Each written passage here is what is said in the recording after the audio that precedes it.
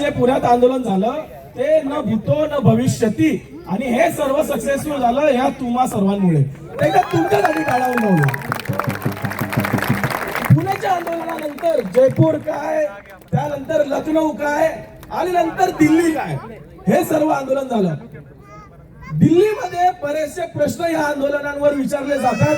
काही पाठबळ आपल्या पुण्याच्या ग्रुपमध्ये सुद्धा आहे, ते आमचा फोटो वगैरे फिरवत असतात. त्यांच्यासाठी या आंदोलनाला फंडिंग कुठून मिळतं, कोण या आंदोलनामध्ये, हे प्रश्न विचारले जातात. 20 जूनला आंदोलन सुरू होणार होतं. 19 जूनला आम्ही जंतर मंतरवर होतो, आणि त्या ठिकाणी आपल्यासारखे संपूर्ण भारतातून आलेले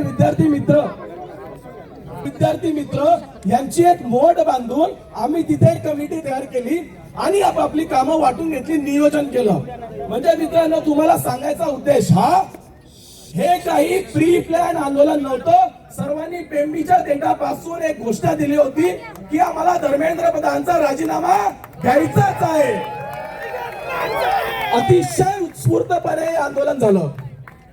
20 जुलैचा दिवस मित्रांनो, हा जो एक महिनाभराचा काळ होता, अतिशय रोलर कॉस्टर राईड होती. काही वेळा आपण जे आता शेवटाकडे बघतो की लाखोंची गर्दी रस्त्यावर होती, ही लाखोंची गर्दी सुरुवातीला होती का, तर नव्हती. का?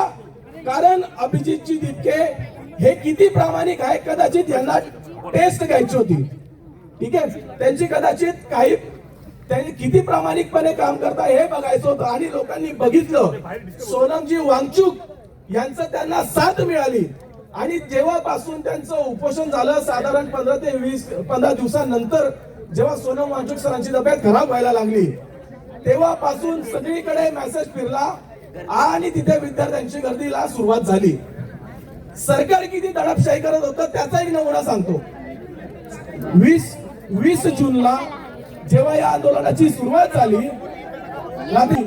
वंदे वंदे छत्रपती शिवाजी महाराज की, छत्रपती शिवाजी महाराज की, विश्वरत्न डॉक्टर बाबासाहेब आंबेडकरांचा, विश्वरत्न डॉक्टर बाबासाहेब आंबेडकरांचा.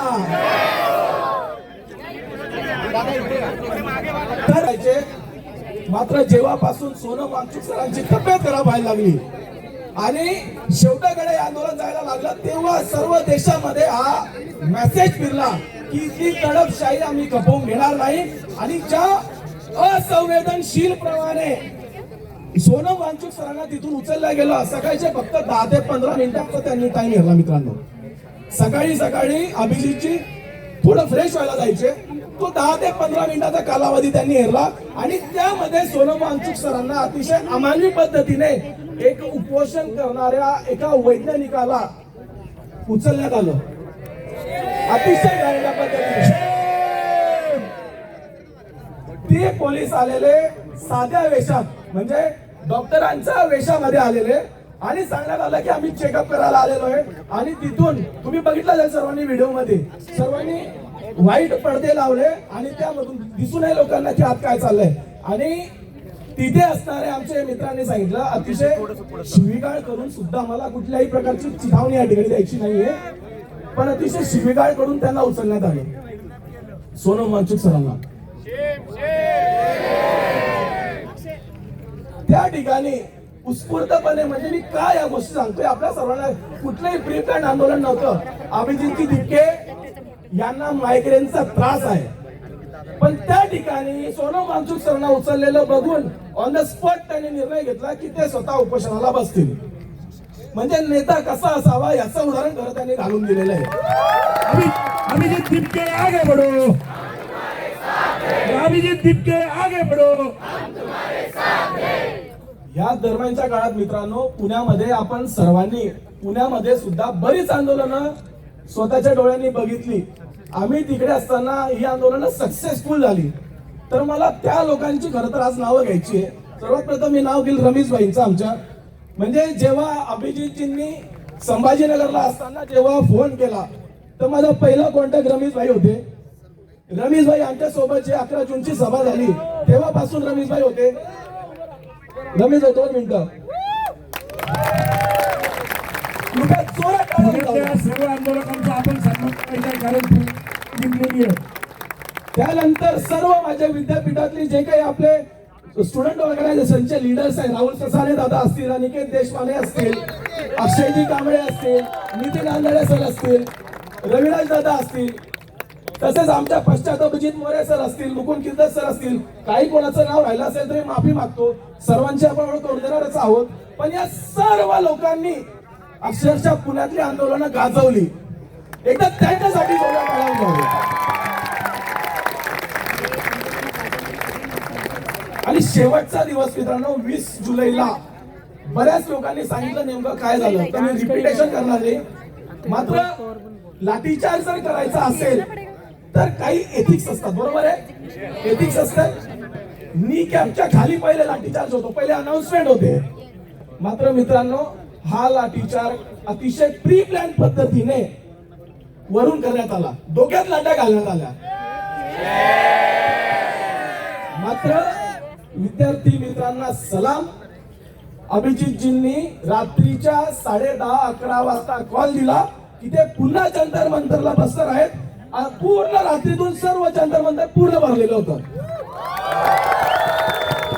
त्याच्या दुसऱ्या दिवशी जे कोणी लाठीचार्ज केलेले आमचे विद्यार्थी मित्र होते सर्वांना आम्ही स्टेजवर बोलवलं आणि संपूर्ण जगाला दाखवलं की कशा पद्धतीने हे सरकार आमच्याशी वागलेलं आहे.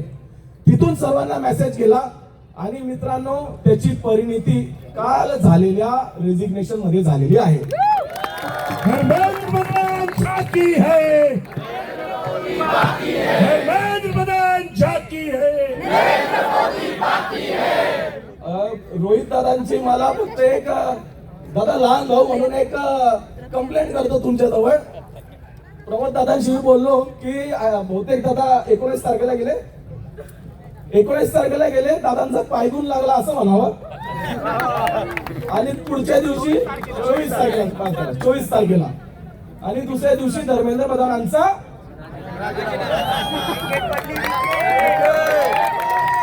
दादा मला फक्त लहान भाऊ म्हणून कंप्लेंट होती की तुम्ही आधी गाणी गेला आणि इतका चांगला पायगुण आहे तर आता दादांना मुंबईत पण पाठवा का. तर मित्रांनो जोक सभा शेवटाकडे येतो, शेवटाकडे येतो मित्रांनो. हा सर्व घटनाक्रम तुम्हाला यासाठी सांगितला की जर आपण सर्वांनी मनावर घेतलं तर आपण हे दाखवून दिलं आहे दिल्लीचेही तख्त राखतो. शेवटच्या 3 गोष्टी मित्रांनो मी आपण बोलेल. आपण नक्कीच जिंकलेलो आहोत आणि एवढं मदमस्त सत्ताधीश जे होते त्यांना आपण धडा शिकवलेला आहे. पण माझी सर्वांना रिक्वेस्ट असेल आपण इथून पुढे जाताना कुठल्याही प्रकारचा उन्माद आपण करू नये. हा जो विजय आहे आपण सर्वांनी ग्रेसफुली घ्यावा आणि जे आपण उत्तरं नक्कीच द्यावी. पण सर्वांना पुन्हा विनंती की आपण हा सर्व विजय जो आपला झालेला आहे सर्वांनी आपण ग्रेसफुली घ्यावा. आपण कुठून आलो आहोत याची आपल्याला जाणीव आहे. आम्ही नेतागिरी करण्यासाठी आलेलो नाही, आम्हाला कुठल्या प्रकारची नेतागिरी करायची नाही. मात्र ज्या ज्या ठिकाणी या देशात अन्याय होईल आम्हाला त्या वेळेस रस्त्यावर उतारावं लागेल.